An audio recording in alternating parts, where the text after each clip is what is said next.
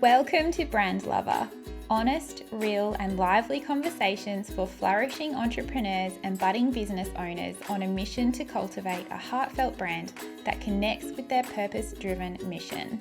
My hope is that you walk away feeling inspired and refreshed with a weekly takeaway in your back pocket that you can apply to your life or business. Welcome to Dani Rathman, artist, creator, and founder of Pawfect Love, lovingly crafted keepsakes to cherish your honoured pets. Welcome, Dani. Thank you, Rachel. So happy to be here. So lovely to have a chat. Yeah, I'm so excited to get started. So do us a favour, please, and explain exactly what you do and why. Well, that's probably one of the things I find hardest to do is explain with words what I do. I usually find people understand better when they see what I do, but basically I handcraft keepsakes, gifts and accessories to look like people's pets. And I have a particular passion in helping honour pets in weddings when they can't physically attend. So that's my favourite part. That is It's so beautiful what you do. So, I mean, we will share your website and socials and things a little bit later. Dani's right. It's much easier when you see them. Like, her work is just delightful. It's gorgeous. I can't gush over it enough. But let's rewind a little bit first. How did Pawfect Love come about? Because I know you didn't start out this way. So tell us the story of your beginnings and how you ended up here. So it has actually been a long time in the making, and it has evolved a long way from its beginnings. So I actually started back in 2015, so over 8 years ago now. I was working full time as an occupational therapist, and at the time I was working in mental health, so it was a fairly emotional and mentally draining career, and I was still fairly young in my career then. So I must have always been a creative person, and it just was an outlet for me to sort of regroup and on weekends and evenings, reduce my stress levels. So I was just creating anything and everything. So back then I was dabbling with candles and some beaded necklaces and some zipper earrings and anything and everything that I sort of came across that I wanted to try. And then I did start getting some people asking, "Oh, do you sell your candles? Can you make something for me? Can you do this?" And I started selling that way, and then I guess through my networks at work, more people were interested in some of the jewelry side of things, and it grew from there. And I started focusing a bit more on the jewelry side of things and polymer clay, and really loved working with that. I just and what I could create was almost endless. So from over the years after that, I really focused more so towards polymer clay jewelry and mostly earrings. And that evolved to, oh, could you make something that looked like my pet? Here's a photo of my pet. So I went down that path, making mostly earrings that looked like people's pets, and then had the inquiries around, oh, if you could do earrings that look like pets, could you do cufflinks? I want a way to include them in my wedding. So I started it just evolved really with what people were asking for and wanting. I loved the creativity, and I loved the challenge of trying to make something so tiny, something tiny enough to be earrings that looked like pets. So I loved that challenge. And fast forward to about 2018, I was up in Queensland by this stage, and it had sort of organically grown to the point where it was actually becoming pretty stressful to try and manage all the orders in the evenings and on weekends on top of full-time work and a commute to where I was working.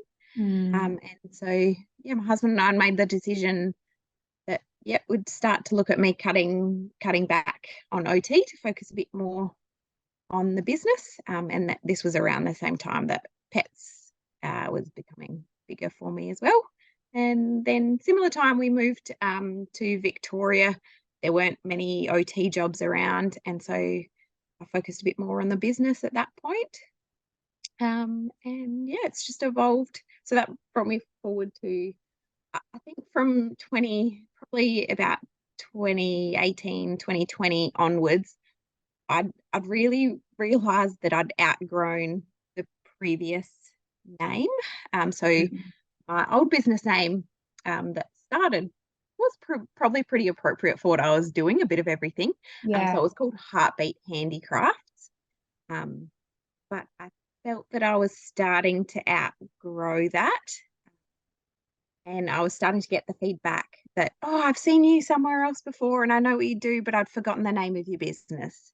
Oh, that's interesting. Just little signs like that was reinforcing to me that, okay, at some stage I'm going to, now that I have my focus and I feel like I have my my niche, I really need to at some stage have a rename and a rebrand. And so that had been swirling around in my mind for a while. Yeah. And when did you know that it was time? Like that, you'd followed all the breadcrumbs and you really leaned into what your customers were asking to establish your niche. And I love that you did that. But how did you know, because quite often it's scary to really take that next step to the next level, particularly when it comes to a brand, because all of a sudden you're like, okay, you're putting your stamp on this, like this is happening and this is like what I'm going to be known for. And sometimes it feels easier to keep safe in what you've known for so long. It's kind of a risk. So how did you know? So I guess the more I learnt and the more I learnt about branding and the more I sort of did some I've known for quite a while now that this is what I want to do, and I want to be self-employed forever. Forever and ever. So I'd already made those long-term visions in my mind, and I'd started thinking, all right, well, what's holding me back from I guess I sort of identified that I think the one thing now, well, a couple of things holding me back, that my time and my capacity, because I do have 3 very young children who are still at home most of the time. So I knew that was holding me back, but I was starting to forward plan, all right, well, where do I want the business to be at by the time they are all in school? And I identified it sort of needs to grow further more by that point. But I felt like the one thing that's probably holding me back, and the more I learned around branding, I've known for a while now that it was my branding and my name, the business name, that was really holding me back from reaching that. I guess attracting my ideal customers rather than having to fight and put a lot of effort in to try and get them.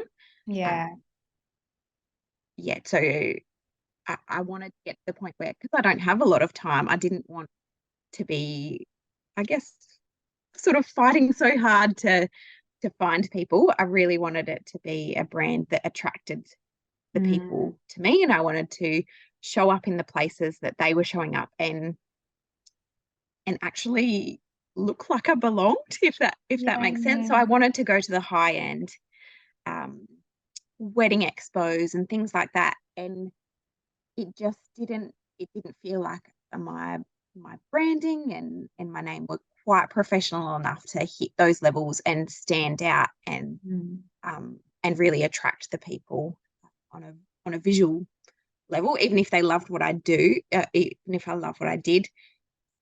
And I guess also the longer term planning, I know that at some stage I need to be increasing prices.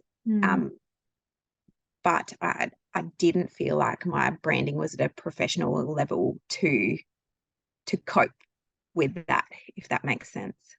Yeah, absolutely. That totally makes sense, because to attract a certain type of market, you need like you have to match that. Like you have to match Yeah. in a way that, it's almost like the energy of your brand needs to match the energy of what they're seeking.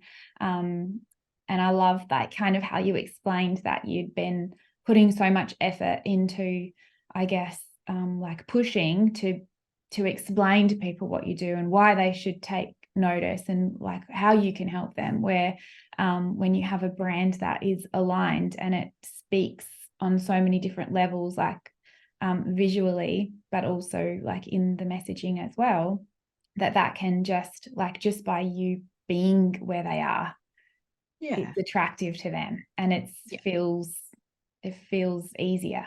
Would you say Exactly. that's Yeah, definitely. I would also say I probably, when I did take the leap to doing it now, I didn't feel ready. Like yeah I had initially thought, oh yeah, and I had, because I'd known that at some stage I needed it to happen and it's going to be a long-term business for me.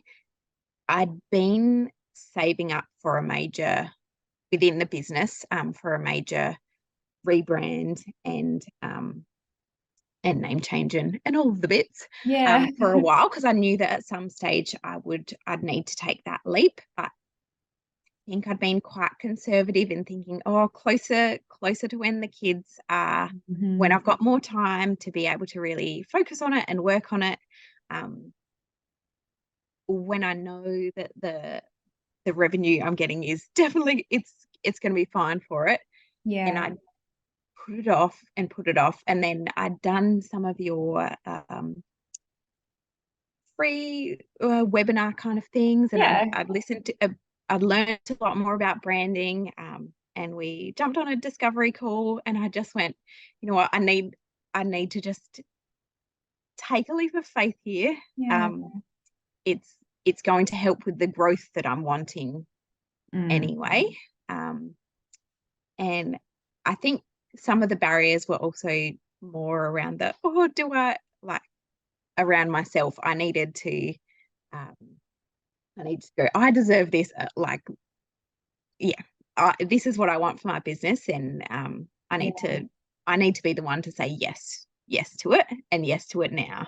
And it's been amazing. So I remember chatting with you that day, and I remember you sort of thinking that you would hold off until the kids were at school.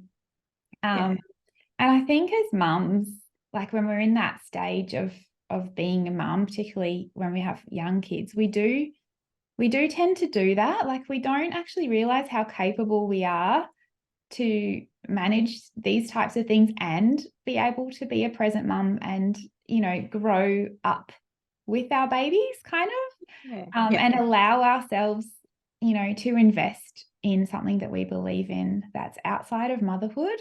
Like that's something that I always really struggled with. I remember talking to you and I was so excited when you took that leap, and to see how far you've come after. How did you feel like initially after you made that decision? And then also, I guess, how did you feel after we'd completed the whole creative process? I think I felt a huge amount of relief once I'd spoken to you and I understood the process a bit more. I think I'd built it up in my head that I'm going to have to put the business on hold, and it's just so overwhelming, and it's going to require 40 hours of my week to be able to invest the time in this.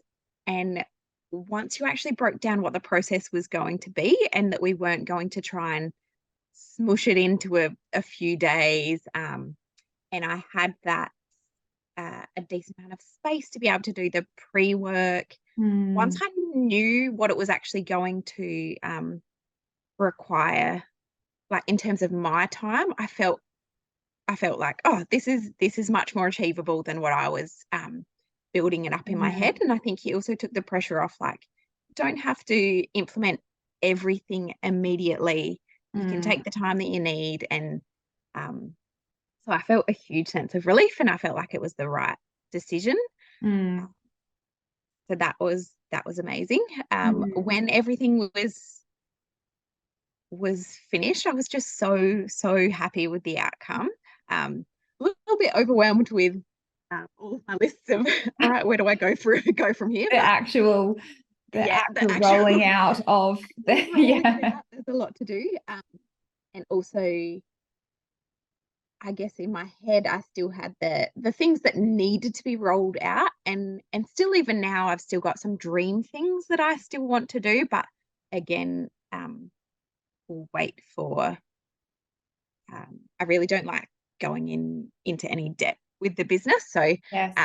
I feel like it's so much less of a risk when I save profits to go towards the things that I want, and also I know that if I have to wait for them, then I know that I've really thoroughly thought about them as well. So I guess that's the hard thing. I'd love all of my dreams to be in place now, but I'm happy to be patient. At least I'm not waiting still the few more years until the kids are all in school. So yeah, absolutely. And I love that. And I love that you operate like that, because it kind of takes the pressure off as well. And you're taking more measured, considered steps. You're not rushing into anything. And to me, as like I operate like that in business as well, that it's those small sustainable steps that are going to get us to where we want to go, rather than just jumping in, 2 feet first. Like sometimes that's a good strategy, but not like all the time. So I love that. So so what has rebranding actually helped you to achieve in your business?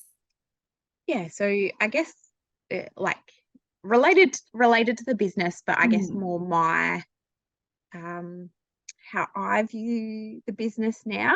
I was almost embarrassed of my old branding and my old name, because I feel like I'd explain what I do, but it wasn't communicated before. Whereas now I just have full confidence in the branding and the name. I feel like it really communicates what I do.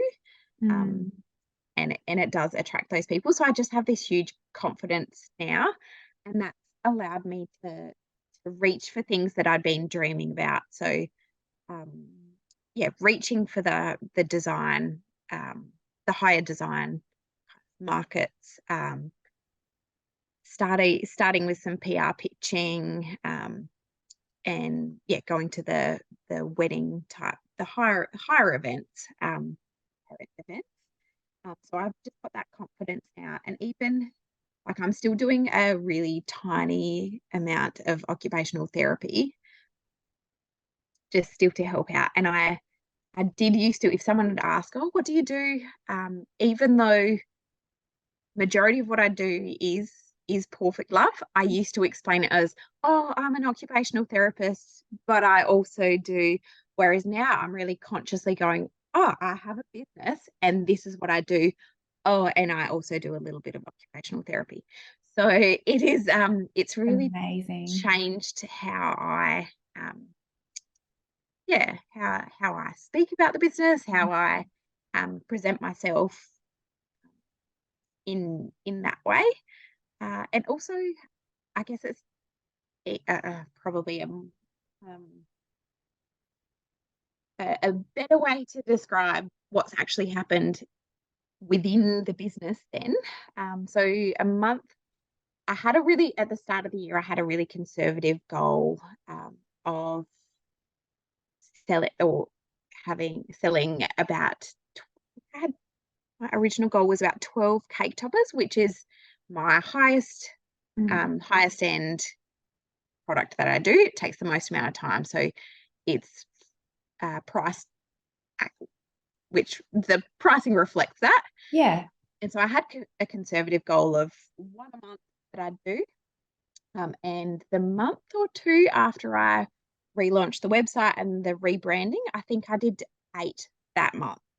So my goal was far too conservative. And then skip ahead a couple months, I think this month has been about 6. Oh my God. So it's just, I guess when people are putting across that amount of money, they want a professional brand. They want something that backs it up. So Yeah. all those reviews, but I feel like the the new brand has definitely contributed to that. It's just, yeah, so much more professional. So That's definitely. amazing. I didn't know So I that. definitely have to up my goals for next year. Absolutely. Set some new goals. Reset, lady. That's amazing. Congratulations. Yeah. It's so incredible. I love hearing that. So what's next? What's next for Pawfect Love other than setting some really like amazing lofty goals? Yeah. Yeah. So I really want to almost catch up at the moment, if that makes sense. Yeah. So I don't want to overextend and do things poorly at the moment. So I really want to make sure my systems are in place, slowly rolling out some of those other dream branding and marketing materials that I've been dreaming about. Main thing, also preparing, and this will be my first Christmas period since the rebrand. So I Oh, want to be nice and prepared for that. Yeah, that's exciting. that is exciting. I'll be following along closely. That's very Yeah, exciting. and some more live events that I've already got Yeah. planned and booked in. So Amazing. Okay. So just wrapping up, what would be your best advice now that you're on the other side of this and you've sort of got this whole new trajectory, I suppose? What's your advice for any other hobby businesses, like creative handmade businesses who want to ditch that corporate life in favor of the flexible, creative life, that the one that gives you that time to really unleash your creativity? I guess firstly, it's not easy, but it's so totally worth it. Mm. If you are dead set that this is your long-term goal, you're not in it for a year, you're not in it for 2 years, you want to be in it for a decent amount of time, and you have that as a dream, then yeah, 100% branding is just, and your foundations, and knowing your customer so well, and the direction that you want to go, then it's just, yeah, it is so important. Yeah. Just so important. And if you don't feel ready, but you know what your goals are, then have a chat to someone about it, because they might help you see it from the perspective of, yeah, what is holding you back, and yeah, what's missing. Yeah, I'm not sure if that was very clear or not, Beautiful. but No, that's what it beautiful seems. advice, heartfelt advice, coming from someone who's been through it. So just to finish up our beautiful chat, I have some rapid fire questions for you. Yep. So Oh, I'm just going to I say, should have listened to the other rapid I fire know you questions would and know what they prepared were. myself. You should have taken notes. Yeah. Okay, so I'm just going to say a word and then it's just whatever pops into your head. So what's your favorite app? My lists app, my plain old Apple lists app. I'm such a list person. Love Yeah. it. Okay, time of day? Um, I have to say in the evenings when the kids are in bed. Oh, yeah. Do you know, I get that too. It's like, I love that time where it's kind of like, this is not rapid fire anymore. Now I'm talking. It's like the day's done and it's that quiet. It's like just you've achieved the day, I love that too. It's like There's the a bit final of peace. chapter. Yeah. Yeah. Yeah. Yeah, like the epilogue or something. I don't know. Yeah. Yes. Yep. I love that. What's your favorite type of exercise? Ooh, I'm not fabulous at it, but I do love running. Mm. Okay, habit or ritual? Ooh. I'm gonna copy what I said before, and always referring back to my list for the day. Boring, I know. Oh, I love it. I love it. Okay, way to relax. Ooh, I do love a Oh, bath yeah. and a wine. Yeah. Oh, at the end of the day when kids are in bed. Yeah. Yeah. With your list app on the side. Yeah. No, I put the list. I probably did have bath on the list. But no music. Some music at that time. Okay. Well, I'm glad you switched that. Yeah. The bath. That's funny. Okay. Final thing about what's your favorite thing about your business? You know what? I love hearing the stories about the pets. So especially when it comes to like sculpting for a cake topper, I love hearing about a dog's personality and being able to capture that cheeky smile or that particular expression. And people are so generous in sharing about their pets, and I love that. And I love hearing about them. So that's it. That's my favorite. I love that. So lovely. And I love that you, like, even though you were just responding to what people were asking you for, like, I love that you're just a natural pet lover yourself. Like, it all just flowed so beautifully. And I just wanted to share that because I just think that's beautiful. I definitely don't think I would have landed in doing this if I didn't love pets. So, if you didn't have an affinity for it. Yeah, exactly. You would have just been like, nah, no, I can't do that. But I'm glad you did, because I think your work is gorgeous. Okay. Where can we find you? Where can anybody go and learn more about you, or come and ask you a question, or have a look at your gorgeous work? So best place would be the website, so pawfectlove.com.au. Otherwise, you can also find me on Instagram, which is pawfectlove.au. And same again for Facebook as well. They're probably the main places to find me. Oh yeah, you can flick me a message or find my email on the website as well, which is hello@pawfectlove.com.au. Lovely. So if you are listening and you are a pet lover, you must go and check out Dani's work. But also, if you find her story inspirational, I'm sure she'd love to have a chat with you. So thank you so much. Thank you. Thanks so much for having me, Rachel. If you found this episode inspiring or helpful, I invite you to share the link with another woman in business or someone who needs to hear this message. Every woman we can support to grow a meaningful, profitable brand is another woman who is free to live a purposeful life for herself and be more present for her family. None of us are alone in the challenges we face in business, but the solution can start with a gift from someone else, and it could be a podcast episode just like this one. Thank you for listening.